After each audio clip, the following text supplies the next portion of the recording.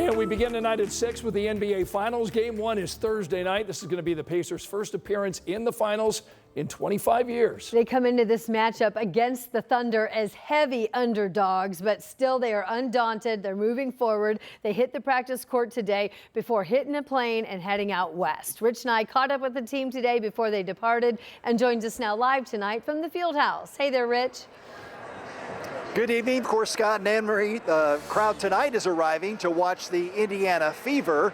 The Pacers will be back here next week for games 3 and 4 of the NBA Finals. Samantha Johnson will have more on your Fever coming up in just a few minutes. Let's go back to Saturday night here at the Fieldhouse and enjoy that moment one more time, because it is so special. It has been 25 years since the Pacers won the Eastern Conference and now make their second trip ever to the NBA Finals. The Pacers did win 3 championships in the ABA, but they have never won an NBA title. They are not certainly favored in this series. The Oklahoma City Thunder, the best team in the NBA, the Pacers have a serious challenge ahead of them. I'm excited. This is the reason that we do this, and everybody's dreamed of playing in the finals their whole life. So I'm really excited to be a part of this and a part of this with this organization, this group. And I couldn't sleep after game 6, but I think part of it was due to excitement and part of it was due to, okay, now what are we preparing for, So I'm really excited to be a part of it, and it's gonna be a lot of fun. It's taken me 10 years myself just to get here, so I just it's a little bittersweet, but at the same time, the fact that it's finally here, you're right. Taking the opportunity and just running with it. You never know when you're going to be back here. You never know if circumstances are going to be the same. And while the opportunity is here presenting itself, take full advantage of it. We're young. They're younger. But both teams are relatively young, and I hope the world watching is enthusiastic about the way these two franchises play, because they both play a style that is so pure from a basketball standpoint. One injury for the Pacers going into the finals. Jarace Walker on crutches today at practice. He will miss at least the first 2 games with a sprained ankle. Game 1 coming up Thursday night in Oklahoma City. And again, the Pacers have been such a good road team in these playoffs. Let's hope there's some more Tyrese Halliburton magic here in the playoffs on the road. Sam Johnson will be back here in just a few minutes with more on your Indiana Fever. Now speak it into existence. That sounds great, Rich. We love it. And you can find our extended interviews with Coach Carlisle and the players right now. We put it all together for you on our WTHR Plus app. And you can watch that on demand anytime. Just download our free app to your TV. And now today we just learned what the Pacers will be wearing as they take to the court in the NBA Finals. Yeah, they'll be wearing the gold statement jerseys with a little extra finals flair. And we are also learning more tonight about the Pacers watch parties for the first 2 games. Tickets for Thursday's Game 1 watch party at Gainbridge Fieldhouse are $5. They go on sale tomorrow morning at 10. And then tickets for the Game 2 watch party go on sale Friday. And then tickets for the games that will be the home games in this series. That will be games 3, 4, and 6. These will be at the Fieldhouse, and tickets go on sale Thursday afternoon at 2 o'clock.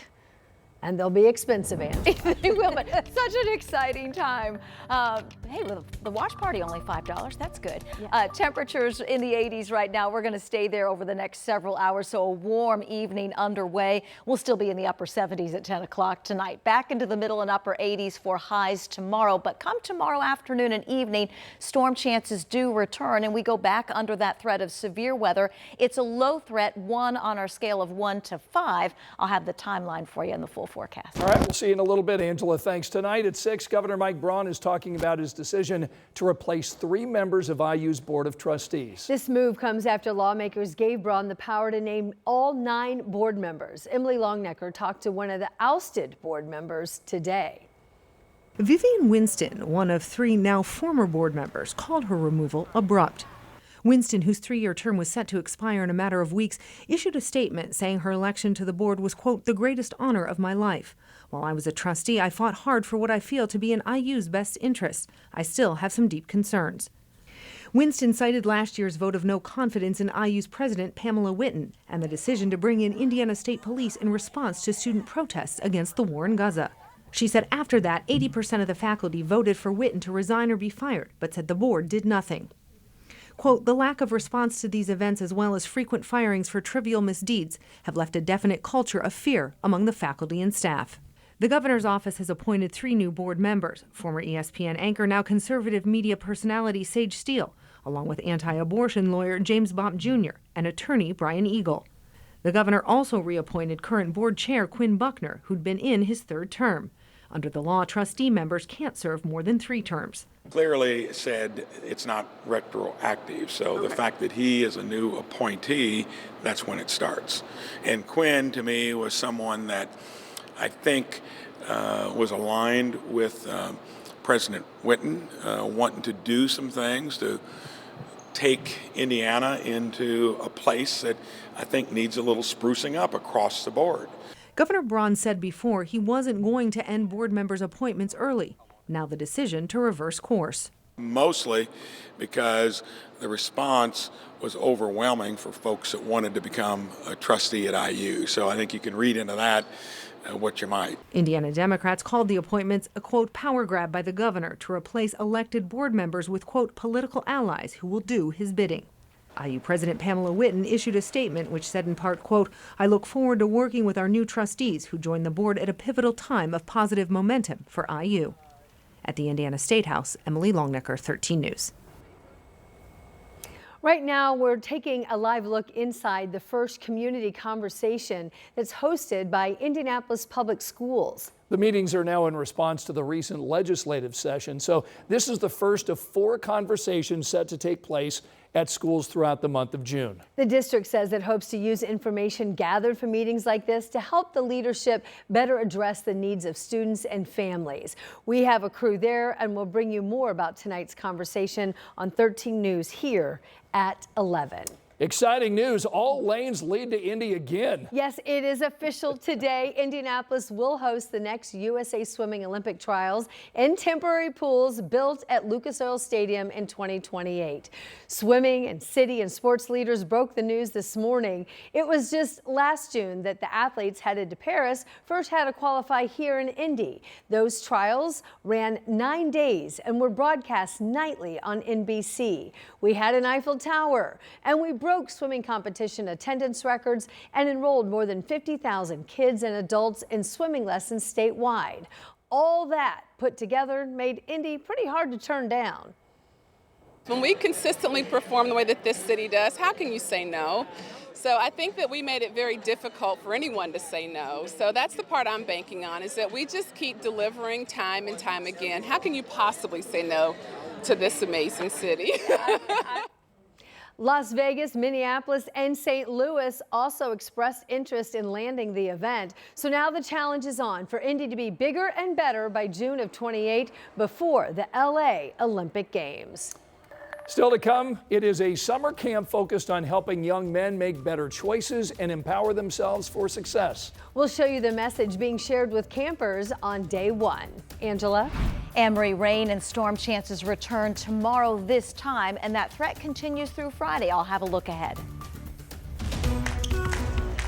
Hey everyone, I'm Samantha Johnson inside Gainbridge Fieldhouse. Fans are filing in for an Indiana Fever game day. The team is hosting the Washington Mystics tonight at 7 o'clock.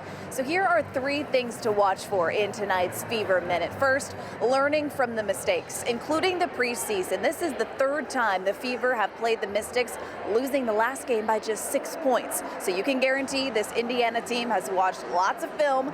They'll be ready for the rematch tonight. Next, using the new weapon. The Fever signed Aari McDonald in what's called an emergency hardship exception. They brought her in to be a strong point guard in the absence of strong players like Caitlin Clark and Sophie Cunningham. Aerie practiced with the team on Monday. She'll be ready to go for tonight. And lastly, getting the mojo back. This is an Indiana team that had the nation's attention at the start of the season. Now they've dropped 3 games in a row. Kelsey Mitchell told us they're overthinking plays on the court. So tonight, the Fever, you can count, they are looking inward to be the team they're capable of being. The Fever, the Mystics, tip-off set for 7 o'clock. And you can watch this game live on our sister station, MeTV WALV. We can help you find that at WTHR.com. I'm Samantha Johnson. That's your Fever Minute. 13 News at 6. We'll be right back.